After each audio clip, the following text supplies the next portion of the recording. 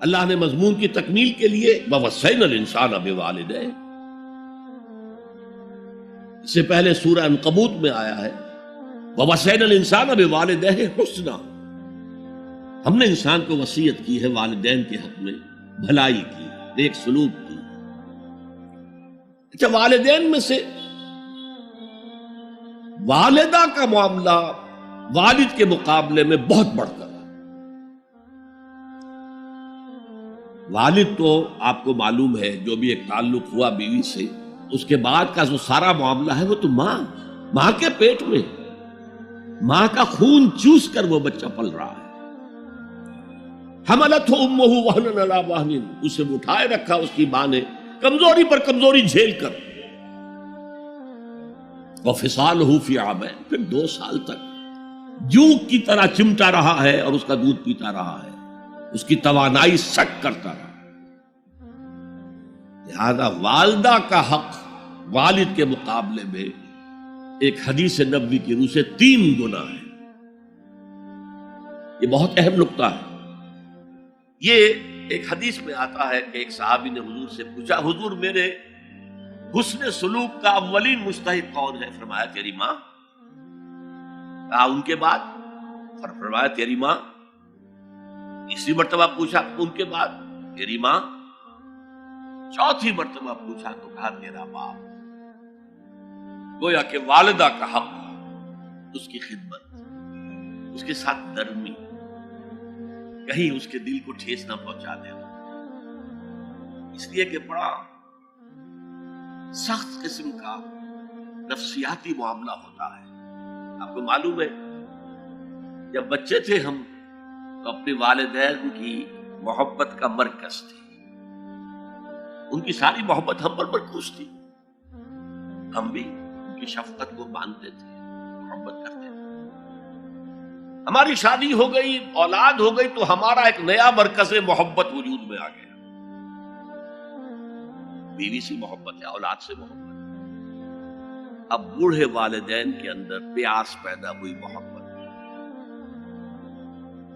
یہی ہمارے ہاں ساس بہو کا جھگڑا جو ہے اس کی اصل بنیاد نفسیاتی ہے کہ ان کے دلوں میں پیاس ہے۔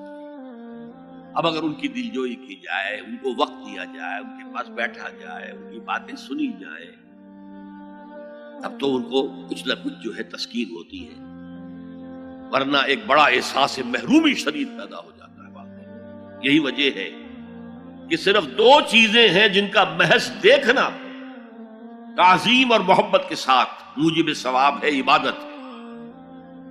خانہ کعبہ کو محض دیکھنا عبادت ہے، بیٹھ کر تعظیماً دیکھتے رہو، طواف بھی نہیں کر رہے، دیکھنا بھی عبادت، اور بوڑھے والدین کو محبت بھری نگاہ سے دیکھنا عبادت ہے۔ اب یہاں دیکھیے اللہ تعالیٰ کو جیسے کہ کہیں کسی جگہ پر فرمایا گیا ان اللہ لا یستحی من الحق، سورہ احزاب میں ہے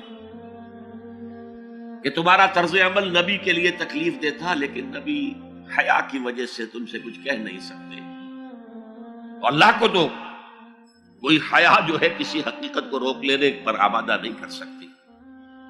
تو یہاں اللہ صاف فرما رہا اشکر لی ولوالدیک، پہلا شکر میرا ہے، خالق میں ہوں، والدین کے دل میں شفقت میں نے ڈالی ہے، مقدم شکر میرا ہوگا۔ ولوالدیک، مخلوق میں سب سے زیادہ شکر والدین کے، اور یہ قرآن میں 5 جگہ آیا ہے۔ وَقَضَىٰ رَبُّكَ أَلَّا تَعْبُدُوا إِلَّا إِيَّاهُ وَبِالْوَالِدَيْنِ إِحْسَانًا، سورہ بنی اسرائیل، سورہ بقرہ میں ہے، سورہ نساء میں ہے، ان اشکر لی ولوالدیک الی المصیر، لوٹنا تو میری طرف ہے، میں حساب لے لوں گا کہ تم نے میرا بھی شکر ادا کیا تھا یا نہیں، اور اپنے والدین کا بھی شکر ادا کیا تھا یا نہیں۔ اب دیکھیے 2 چیزیں آئیں، ایک شکر اللہ کا اور اس کا تقاضا شرک نہ ہو، ایک شکر والدین کا۔ اگر یہ دونوں چیزیں ٹکرا جائیں، کس قدر منطقی ربط ہے قرآن مجید کی آیات میں۔ والدین حکم دے رہے ہیں شرک کرو، کیا کریں؟ آپ کے علم میں ہوگا حضرت سعد ابن ابی وقاص رضی اللہ تعالی عنہ عشرہ مبشرہ میں نوجوان تھے، ایز اے ٹین ایجر ایمان لائے ہیں حضور۔ باپ کو فوت ہوئے عرصہ ہو گیا تھا، ماں نے بڑی محبت سے، مال بہت چھوڑ گیا تھا باپ، ناز و نام میں پالا۔ اب سعد ایمان لے آئے حضور پر۔ والدہ نے کہا تم نے اپنے باپ کے دین کو چھوڑ دیا، میں جان دے دوں گی اگر تم اس سے واپس نہ آئے، اور اپنے مشرکانہ عقائد کو تم نے دوبارہ اختیار نہ کیا، مرن برت رکھ لیا۔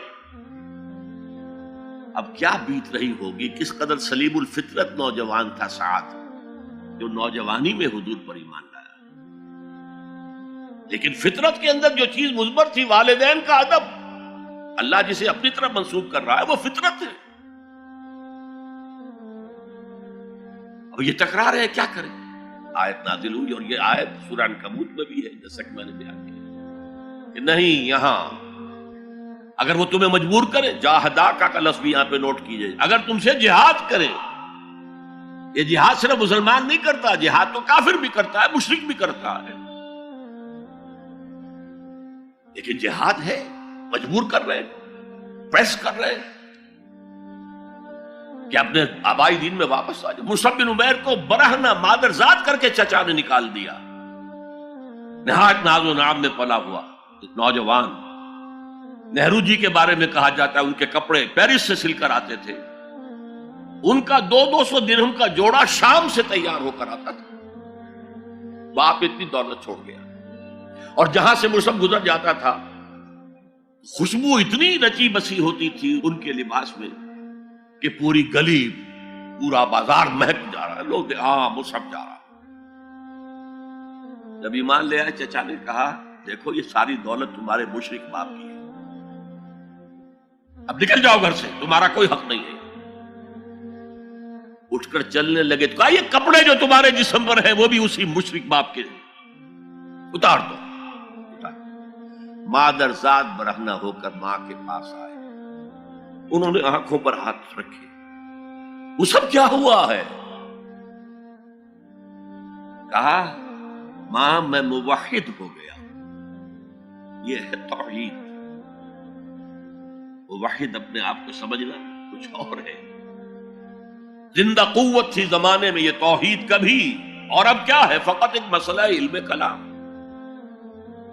وَإِن جَاهَدَاكَ عَلَىٰ أَن تُشْرِكَ بِي مَا لَيْسَ لَكَ بِهِ عِلْمٌ فَلَا تُطِعْهُمَا۔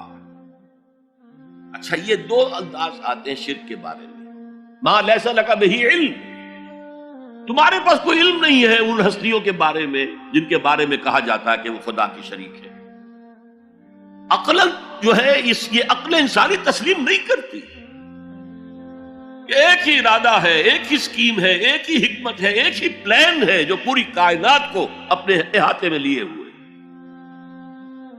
یا کہا جاتا ہے ما لم ينزل به سلطانا، کسی ایسی ہستی کو شریک نہ کرو جس کے لیے اللہ نے کوئی سند نہیں اتاری۔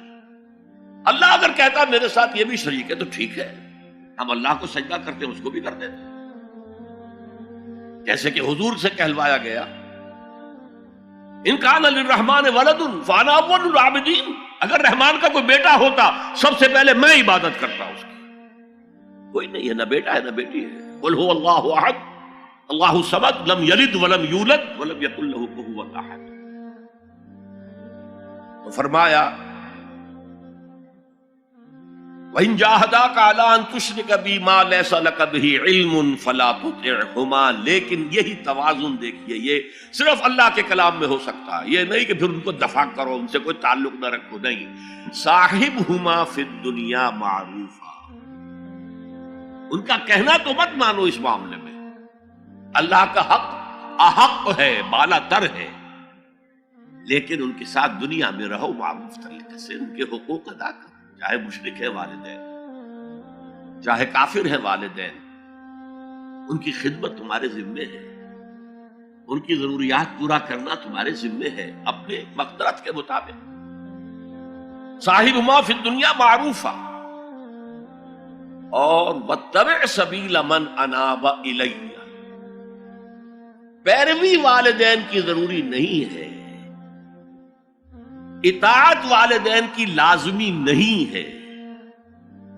لا طاعت لمخلوق فی معصیت الخالق، کسی مخلوق کی اطاعت نہیں کی جا سکتی اگر اس سے خالق کی معصیت لازم آ رہی، تو والدین کے لیے بھی ہے، اطاعت مطلق نہیں ہے، پیروی ان کی ضروری نہیں ہے، پیروی اس کی کرو جس نے اپنا رخ میری طرف کر لیا۔